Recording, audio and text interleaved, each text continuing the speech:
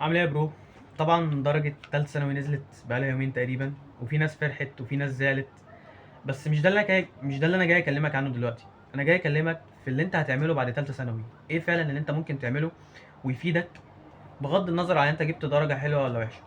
احنا هنتكلم في الفيديو ده عن 3 نقاط سريعة. اول نقطة هكلمك عنها هي تالتة ثانوي. تالتة ثانوي دي انا عايزك تعرفها ان هي مجرد فرصة. لو انت عرفت تستغلها فانت كده مبروك عليك، يعني عاش عليك والله. انت شخص هتعرف تدخل حاجه اللي انت بتحبها عشان انت فعلا اجتهدت طول السنه وكده. ولو انت ما جبتش المجموع اللي انت عايزه، برضو انت اجتهدت، خلي بالك، يعني انت شخص برضو اجتهدت. خلي بالك انا برضو اجتهدت وما عرفتش اجيب المجموع اللي انا عايزه، وقدر الله ما شاء فعل، الحمد لله على كل حال. بس ما عرفتش اجيب المجموع اللي انا عايزه، فخلاص مش هزعل وهفكر في اللي جاي. فكنت عايز اقول لك ان هي فرصه، لو عرفت تستغلها فهي هتكون حاجه كويسه جدا وهتفيدك بعدين. ولا ما عرفتش تستغلها ده ما يقللش منك 1%، انت برضو ان شاء الله هتعرف تتعامل بعدين، وهتبقى بالنسبه برضو الدنيا برضو بالنسبه لك كويسه، فاهم؟ فدي كانت اول نقطه عايز اكلمك عنها. تاني نقطه عايز اكلمك عنها بقى ان في ناس عندهم مفهوم غلط. يعني انا كان عندي كابتن بتاعي في الجيم كان قايل لي حاجه برضو قبل كده، وبرضو كنت بقلب في ريل من قريب ولقيت نفس الحاجه، فحبيت ان انا اشاركها لان فعلا لقيتها منتشره. تمام. فالحاجه دي ان في حد يعمل لك فيديو مثلا، او ممكن يكون حد قريبك مثلا، حد كبير يعني عامه، بيجي يكلمك، بيكون عدى بالتجربه دي قبل كده يعني. فبيقول لك ايه بقى؟ بيقول لك ان ثالثه ثانوي دي يا ابني مش نهايه الدنيا، مش تفرق معاك في حاجه. اهم حاجه اللي يعرف يطلع الفلوس. تمام. والكلام ده بتاعهم انا متفق معاه وكلام صح، بس مش صح 100%. ليه مش صح 100%؟ عشان هو عمي وعامل الحاله دي على كل الناس، وفي ناس فعلا كل هدفها ان هي كانت بتتعب، مش عشان مثلا تفرح اهلها او عشان تجيب مجموع عالي وخلاص، لا. الناس دي فعلا كانت عايزه تدخل جامعه معينه ومش هتعرف تدخلها. فالموضوع طبعا بيكون محزن. يعني انا في الحاله بتاعتي كنت عايز اجيب مجموع معين عشان ادخل، كنت عايز ادخل هندسه او حاسبات، يعني حاجه كنت لسه يعني هتعرف اكتر لو كنت جبت المجموع اللي في الرينج ده كنت لسه هعرف اكتر يعني. بس للاسف ما جبتش المجموع ده.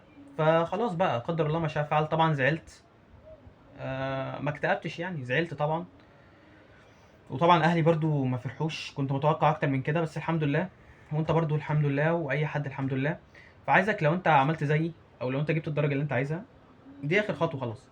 عايزك تعمل ايه بعد النتيجه، اللي هو في اللحظه اللي احنا فيها دلوقتي؟ عايزك تشكر ربنا، وتبدا تدعي وتقول كل اللي في قلبك، وتدعي وفعلا تكلم ربنا وتقول له قد ايه ان في الدعاء يعني عادي، قد ايه فعلا الموضوع كان صعب عليك واللي انت عرفت تعديه، وشكرا يا ربنا على كل حاجه والكلام ده، فاهمين؟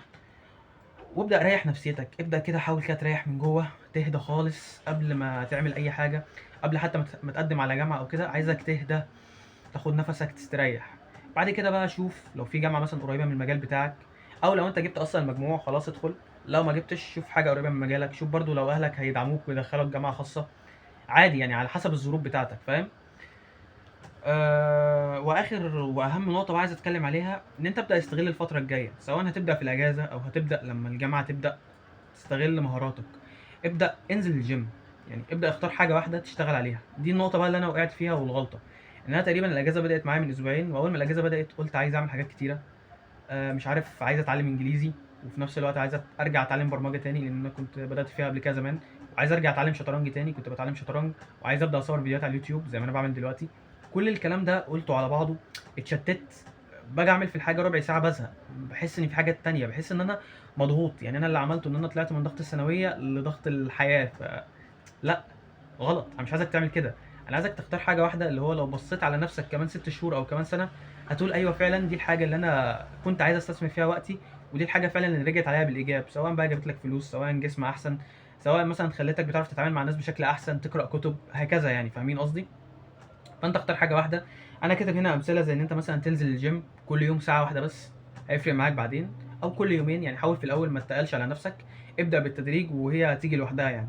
او ابدا مثلا، شوف لك اي شغل انت بتحبه، ابدا اشتغل في الحقيقه هتكسب خبره، او ابدا شغل اونلاين، ابدا صور فيديوهات، هتبدا برضو تكتشف حاجات عن نفسك انت ما كنتش مكتشفها قبل كده، فاهم حاجه؟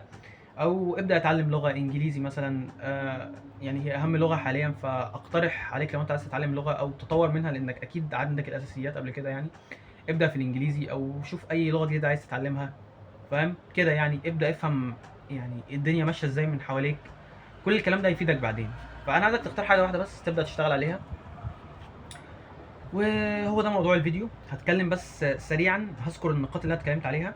اول نقطه اتكلمت عليها عن الثانويه العامه، وان هي مجرد فرصه، جبت فيها مجموعه وما جبتش فيها مجموع فتمام مفيش مشكله. تاني حاجه اتكلمت عن المفهوم الغلط اللي عند بعض الناس، اللي هو انت ثانويه عامه كل همها الفلوس. لا، في ناس مش فارقه معاها الفلوس، في ناس فعلا عايزه تدخل الجامعه. تمام. وتالت حاجه هتعمل ايه بعد الدرجه، ان انت هتريح نفسيتك خالص، هتبدا تختار الجامعه. لو انت دخلتها تمام هتبدا تختارها، لو ما دخلتهاش بقى هتشوف عندك خيارات. لو اهلك مثلا هيدعموك ويدخلوك جامعه خاص تمام. لو لا، يبقى شوف حاجه قريبه من المجال بتاعك وخلاص، قدر الله ما شاء فعل، وان شاء الله هتتعود يعني والدنيا هتمشي. واخر حاجه قلتها لك اللي هو استغل الفرصه. شوف حاجه واحده بس انت عايز تتعلمها، والحاجه فعلا اللي هتفرق معاك كمان 6 شهور او كمان سنه، وابدا دوس فيها واتعلم واعمل كل اللي تقدر عليه فيها.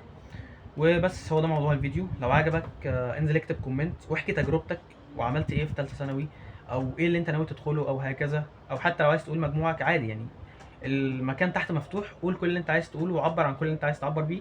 وانا مستعد اسمع كل الكلام ده، وكل الناس برضو الجديده اللي هتتفرج على الفيديو برضو مستعده تسمع الكلام ده وتشاركوا معاكم يعني. وبس ممكن تعمل لايك، تدعم القناه، تعمل سبسكرايب وكده. احنا هنا في القناه دي بنتكلم عن الفلوس بالنسبه للشباب اللي في عمري وعمرك، ازاي تعرف تعمل فلوس الكلام ده يعني، لان الموضوع ده فعلا انا بحبه كده، بحب اتكلم عن الموضوع ده. وانا بستهدف الفئه اللي زيي وزيك، واللي هم هتلاقيهم اصلا في ثانويه عامه او مخلصين، اللي هي فتره الثانوي عامه وفتره الجامعه برضو يعني، هي دي الفئه المستهدفه. فلو الفيديو ظهر لك فاعرف ان ده الفيديو الصح وظهر لك في الوقت الصح. وبس كده يا برو، اشوفك في الفيديوهات الجايه وسلام.